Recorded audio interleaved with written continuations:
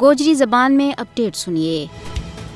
کشمیریوں کے واسطے بھارتی جبر اور لگاتار قبضہ میں عید منانا کوئی بھی معنی نہیں رکھتی۔ کشمیری نے آج عید تو منائی، عید کا اجتماع بھی منعقد ہویا، مگر مظلومیت بے بسی کا عالم ماں اور بھارتی قابضین کی سنگینیاں کا سایہ آگے بیچ قابضین نے اس موقع کے اوپر بھارت مخالف مظاہرہ ہون کا وجہ دے سخت انتظامات کر رکھا تھا۔ جگہ جگہ بھارتی فوجی اہلکار تعینات کیا ہوا تھا۔ ان کی گشت نہ بھی اور زیادہ بدعت ہو گئی تھا، جبکہ لوگوں کی تلاشی لی جا رہی تھی۔ جامع مسجد سری نگر جڑی کشمیری مسلمانوں کی اسلامی تہذیب و تشخص کی سب سے بڑی علامت ہے، وہاں آج بھی بھارتی قابضین نے نماز عید ادا نہیں کرن دیتی۔ پچھلا 14 سالوں دے کشمیریاں کا اس بڑا اور تاریخی مرکز میں نماز عید ادا نہیں کرن دیتی جا رہی۔ انجمن اوقاف جامع مسجد سری نگر نے عید الفطر کی نماز صبح 9 بجے ادا کرنے کو اعلان کیا تھا، لیکن مودی حکومت نے اس کے واسطے ایک تاناشائی شرط عائد کر کے اس بار پھر اپنی مسلم دشمنی کو ثبوت پیش کیا۔ انجمن اوقاف نے سری نگر جاری ایک اپنا بیان میں کیا کہ بھارتی انتظامیہ نے گزری شام مسجد میں نماز عید صبح 7:30 بجے دے پہلا ادا کرنے کی اجازت دیتی تھی، لیکن انجمن نے اس سے انکار کر دیتا۔ انجمن اوقاف جامع مسجد کو کہنا ہے کہ دور دراز علاقوں دے لوگ صدیاں دے اس تاریخی مرکز میں نماز عید ادا کرن آئیں، جبکہ 7:30 تک ان کو پہنچنا ممکن نہیں تھا۔ انجمن نے اس شرط نہ بیجا اور دینی معاملات میں مداخلت قرار دے گئے بھارتی حکم دے انکار کر دیتا، اور اس پر انتظامیہ نے مرکزی جامع مسجد میں